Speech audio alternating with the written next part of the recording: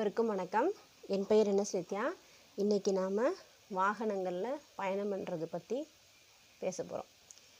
Scooty, 2 wheeler, 4 wheeler இந்த மாதிரி பல வாகனங்களில் பயணம் மேற்கொள்கிறோம். பயணம் மேற்கொள்ளும் போது என்னென்ன கவனிக்கணும்னா, டயரில் காத்திருக்கா, ஏதாவது பஞ்சர் இல்லாமல் இருக்கிறதுக்கு பாதையெல்லாம் கரெக்டாக இருக்கா, அப்புறம் காரில் ஒரு எக்ஸ்ட்ரா ஒரு டயர் வச்சுருக்கோமா, இதெல்லாம் நம்ம பார்த்துக்கணும். ஃபியூல் கரெக்டாக இருக்கா அதை பார்த்துக்கணும். அப்புறம் அதுக்குரிய இந்த ஸ்பானர் கழட்டி மாட்டுறதுக்கு அதெல்லாம் இருக்கான்னு பார்த்துக்கணும். அதுக்கப்புறம் மெயினாக தண்ணி பாட்டிலாம் எடுத்து வச்சுக்கணும் வண்டியில். நான் இப்போ 2 வீலர் ஓட்டிகிட்டு போகும்போது பல பேர் என்னை கிண்டல் பண்ணுவாங்க. எப்போதும் நான் பொறுமையாக தான் போவேன், ஹெல்மெட் போட்டுக்கிட்டு தான் போவேன். அதை பல பேர் கிண்டல் பண்ணாங்க. என்ன ஹெல்மெட் மாட்டிகிட்டே போகிறீங்க, என்ன மெதுவாக போகிறீங்க அப்படின்னு கிண்டல் பண்ணாங்க. நான் அதை பெருசாக எடுத்துக்கல. எனக்கு இதுதான் சேஃப்டின்னு தெரியுது, அதனால் நான் ஹெல்மெட் மாட்டியிருக்கேன். நான் மெதுவாக தான் போவேன். நான் 2 குழந்தைங்கள வச்சுருக்கேன். என்னோடய உடல் ஆரோக்கியம் முக்கியம், அவங்கள நான் தான் பார்த்துக்கணும். அவசரப்பட்டு போய் ஹெல்மெட் போடாமல் போய் உங்கள்கிட்ட எல்லாம் நல்ல பேர் இருக்கணும்னு நான் விரும்பலை. நான் பொறுமையாக போவேன், பொறுமையாக வருவேன் அப்படின்னு சொன்னேன். மேலும் பல பேர் இப்போ நான் பார்க்கும்போது செல்ஃபோன் பேசிட்டு போகிறாங்க. அரசாங்கம் எவ்வளோ தான் சட்டத்திட்டம் போட்டாலும், எவ்வளோ தான் தண்டனை கொடுத்தாலும், ஃபைன் போட்டாலும் ஹெல்மெட் பேசிக்கிட்டே ரோட்டில் ஓட்டுறாங்க. எதுக்கு யாராவது வந்தால் என்ன ஆகுறது, அதை கொஞ்சம் கூட நினச்சி பார்க்க மாட்றாங்க. அன்றைக்கி அப்படி தான் என்னோடய கூட பிறந்த அண்ணன் பொறவைச்சேரிக்கிட்ட வீட்டுக்கு வந்துட்டுருக்கும்போது, கீழ்வேலூருக்கு வந்துட்டுருக்கும்போது வேகமாக ஒரு தனியார் பேருந்து வந்துச்சான். அவங்க டிரைவிங்கில் எக்ஸ்பர்ட்.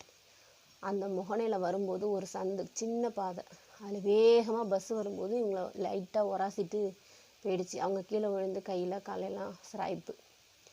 அவங்க பாட்டிலே இடிச்சிட்டு பஸ்காரவங்க, தனியார் பஸ்காரவங்க போயிட்டாங்க.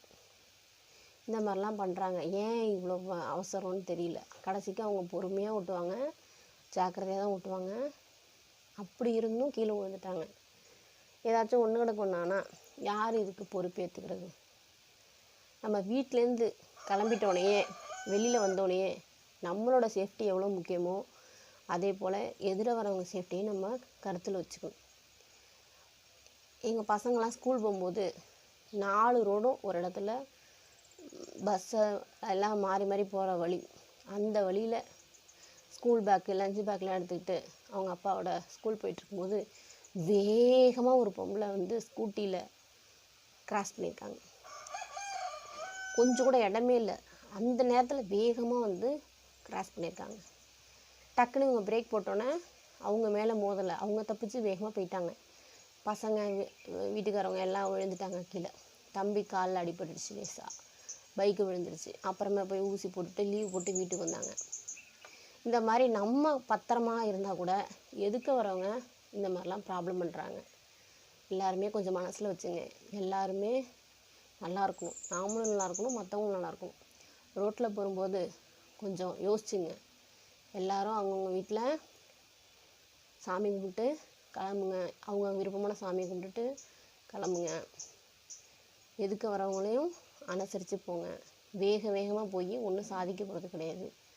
அதனால் ஒரு 5 நிமிஷம் 10 நிமிஷம் முன்னாடியே கிளம்புங்க. வேலைக்கு போகிறவங்களாம், டிராஃபிக் ஜாம் உள்ளவங்களாம் ஒரு 1/2 மணி நேரம் முன்னாடியே கிளம்புங்க. வேறு வழி கிடையாது. அதனால் பல உயிர்கள் காப்பாற்றப்படும். செல்ஃபோன் பேசாமல் போகிறதுனாலையும், கவனக்குறைவாக இல்லாமல் போகிறதுனாலையும் பல உயிர்கள் காப்பாற்றப்படும். உடலில் உள்ள உறுப்புகள் பத்திரமா பார்த்துக்க வேண்டியது நம்ம கடமை. அவை பாட்டி கூட சொல்லியிருக்காங்க, அரிது அரிது மானிடராய் பிறத்தல் அரிது, அதனினும் அரிது ஊன் கூன் குருடு செவிடு இல்லாமல் பிறக்கிறதுன்னு சொல்லியிருக்காங்க. நம்ம நல்ல முறையில் பிறந்திருந்தோம், இந்த மாதிரி மற்றவங்க செய்கிற தப்பால் நமக்கு ஏதாவது பிரச்சனை வந்தால் கடைசி வரைக்கும் யார் காப்பாற்றுவாங்க சொல்லுங்கள்? அதனால் தயவு செஞ்சு சாலை விதிகளை பின்பற்றுங்க. சின்ன குழந்தையிலேருந்து எல்கேஜிலேருந்தே சிக்னல் பற்றி சொல்கிறாங்க, பாடத்தில் எல்லாமே சொல்லித்தராங்க. பசங்களுக்கு எப்படி நடந்து போகணும், ரோட்டில் எல்லாமே சொல்லித்தராங்க. அது தயவு செஞ்சு ஃபாலோ பண்ணுங்கள். அவசரம் வேணாம். ஒரு சந்திலேருந்து மெயின் ரோட்டுக்கு போகும்போது கொஞ்சம் நிதானமாக போங்க. இறங்கி தள்ளிட்டு போனால் கூட பரவாயில்ல, ஆனால் வேகமாக குறுக்க போயிடாதீங்க. இதை பின்பற்றுவீங்கன்னு நான் நம்புகிறேன். நன்றி, வணக்கம். என்னோடய சேனல் பிடிச்சிருந்தா லைக் பண்ணுங்கள், ஷேர் பண்ணுங்கள், சப்ஸ்கிரைப் பண்ணுங்கள்.